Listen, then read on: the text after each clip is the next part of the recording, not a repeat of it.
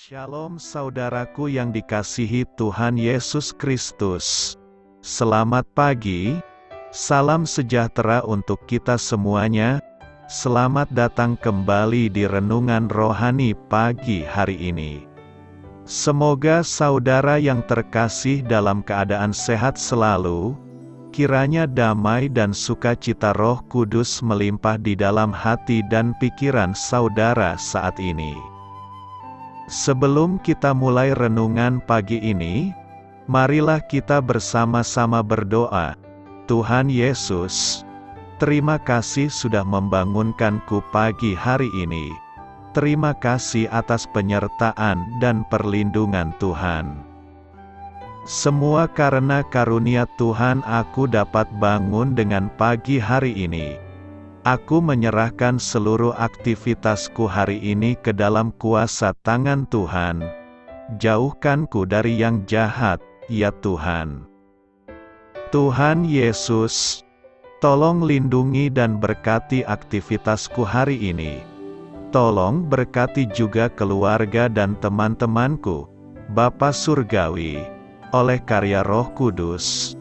Tolonglah aku untuk menjauhi segala sesuatu yang melukai hati-Mu. Ampunilah segala dosa kami, ya Tuhan. Dalam nama Tuhan Yesus, aku sudah berdoa. Amin. Sahabat saudara rohani, pembacaan ayat emas Alkitab renungan kita hari ini terambil dari Mazmur 62 ayat 6 sampai dengan ayat 9. Hanya pada Allah saja kiranya aku tenang, sebab daripadanya lah harapanku. Hanya Dialah gunung batuku dan keselamatanku, kota bentengku, aku tidak akan goyah. Pada Allah ada keselamatanku dan kemuliaanku, gunung batu kekuatanku. Tempat perlindunganku ialah Allah. Percayalah kepadanya setiap waktu. Hai umat, curahkanlah isi hatimu di hadapannya. Allah ialah tempat perlindungan kita. Selah. Mazmur 62 ayat 6 sampai dengan ayat 9. Inti dari ayat emas renungan kita adalah Allah ialah tempat perlindungan kita.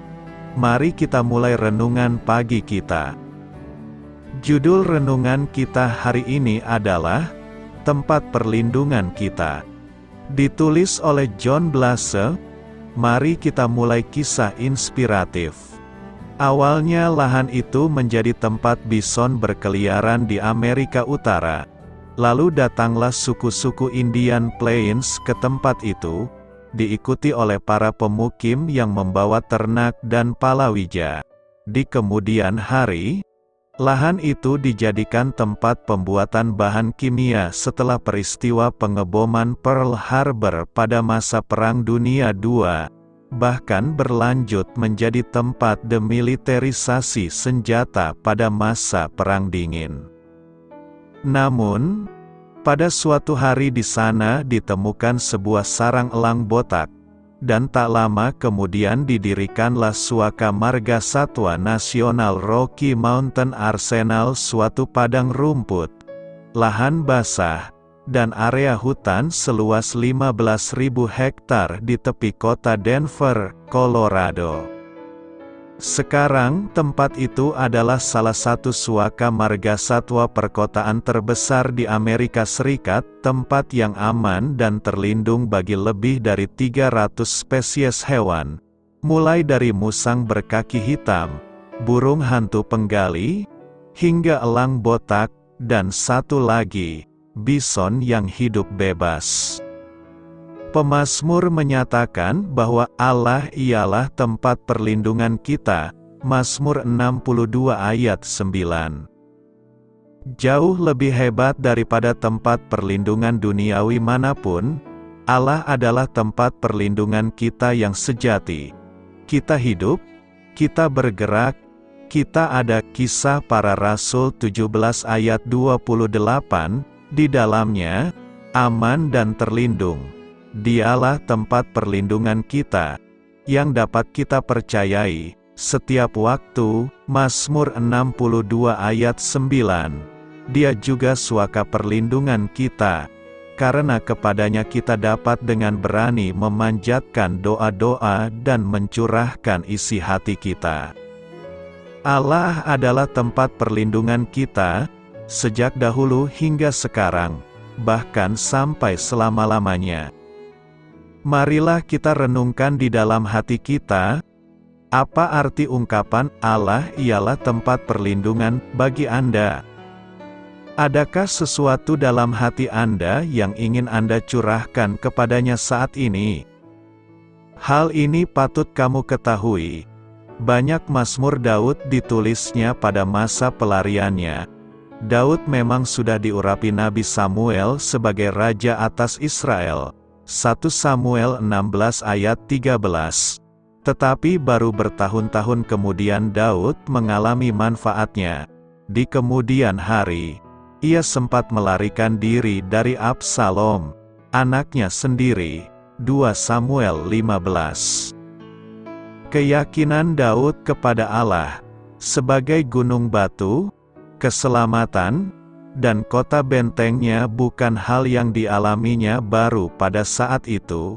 Ia mengerti bahwa dalam kemenangan awalnya melawan Goliat, pejuang Filistin, Yahweh adalah Allah sang pejuang itu sendiri.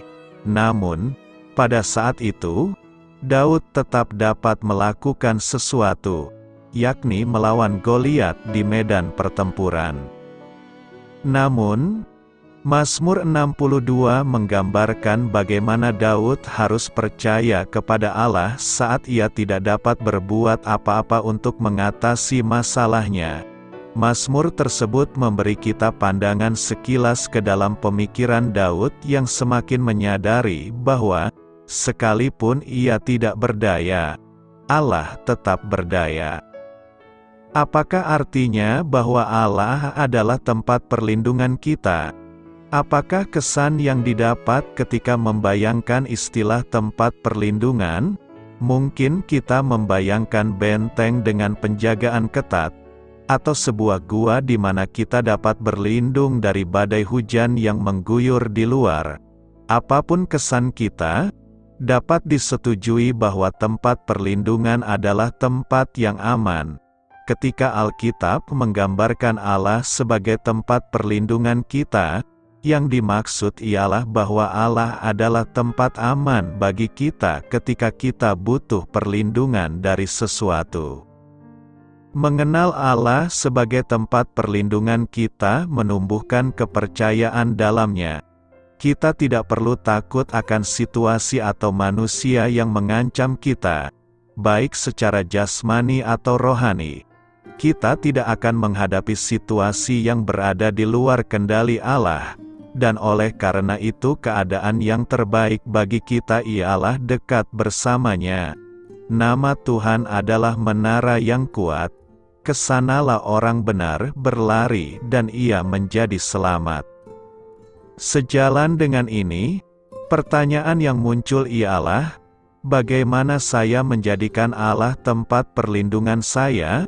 Mudah membayangkan sebuah tempat perlindungan yang berlokasi di bumi ini. Namun bagaimana caranya menjadikan Allah yang tak dapat kita lihat tempat perlindungan kita? Daud adalah contoh yang baik akan orang yang mengenal Allah sebagai tempat perlindungannya. Dalam beberapa kasus dalam kehidupannya, Daud melarikan diri dari orang yang ingin membunuhnya. Namun ia selalu mendapatkan perlindungan pada Allah. Pada Allah ada keselamatanku dan kemuliaanku. Gunung batu kekuatanku. Tempat perlindunganku ialah Allah. Percayalah kepadanya setiap waktu. Hai umat, curahkanlah isi hatimu di hadapannya. Allah ialah tempat perlindungan kita. Satu cara mudah untuk menjadikan Allah tempat perlindungan kita adalah memintanya secara langsung. Daud berkata, "Curahkanlah isi hatimu di hadapannya." Itulah yang senantiasa dilakukan oleh Daud. Ia menumpahkan isi hatinya pada Allah tentang apa yang ia alami dalam kehidupannya, dan ia meminta Allah terlibat membelanya. Ketika kita berpaling pada Allah demi mendapatkan pertolongan atau perlindungan, kita mulai mengenal Dia sebagai tempat perlindungan kita. Sebagai kontras pada iman Daud, para pemimpin Israel pada zaman Yesaya berusaha mendapat perlindungan melalui hal-hal selain Allah. Di dalam Yesaya 28 ayat 15, Tuhan mengecam kelakuan mereka yang membuat bohong sebagai perlindungan kami, dan dalam dusta kami menyembunyikan diri. Allah mengundang mereka ke dalam tempat perlindungan yang sejati. Sesungguhnya, Aku meletakkan sebagai dasar di Sion sebuah batu, batu yang teruji, sebuah batu penjuru yang mahal, suatu dasar yang teguh. Siapa yang percaya tidak akan gelisah. Dan aku akan membuat keadilan menjadi tali pengukur, dan kebenaran menjadi tali sipat. Hujan batu akan menyapu bersih perlindungan bohong, dan air lebat akan menghanyutkan persembunyian. Kita mungkin tergoda mencari perlindungan dalam hal-hal yang bukan Allah. Namun semua itu hanya memberikan rasa aman yang palsu. Allah adalah satu-satunya tempat perlindungan yang nyata. Allah adalah tempat perlindungan kami.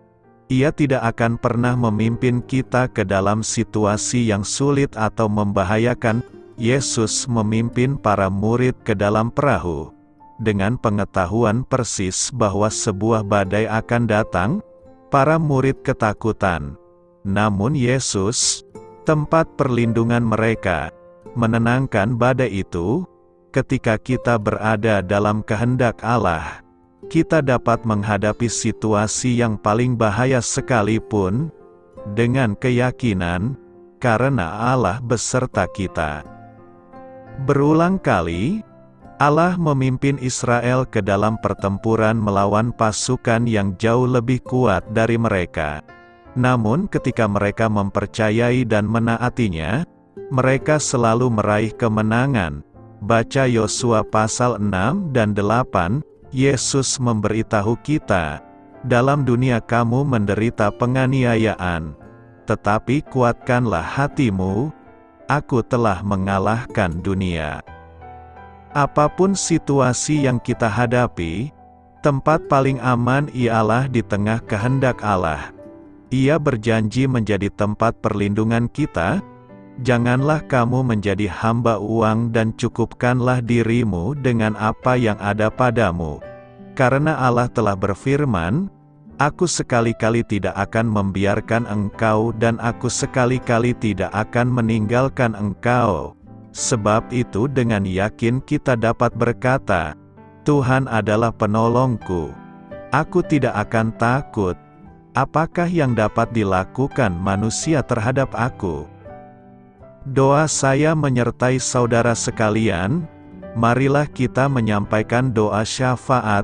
Allah Maha Kasih, terima kasih karena Engkau telah menjadi tempat yang aman dan terlindung bagiku. Amin.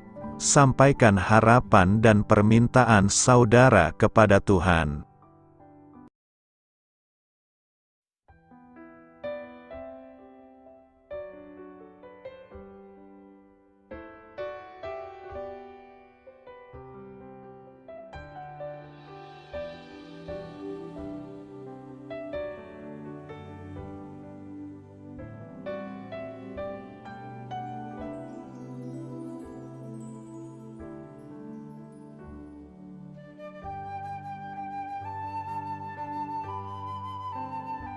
Marilah kita renungkan sahabat saudara rohani. Demikianlah renungan firman Tuhan pagi hari ini. Semoga menjadi berkat dalam hidup kita.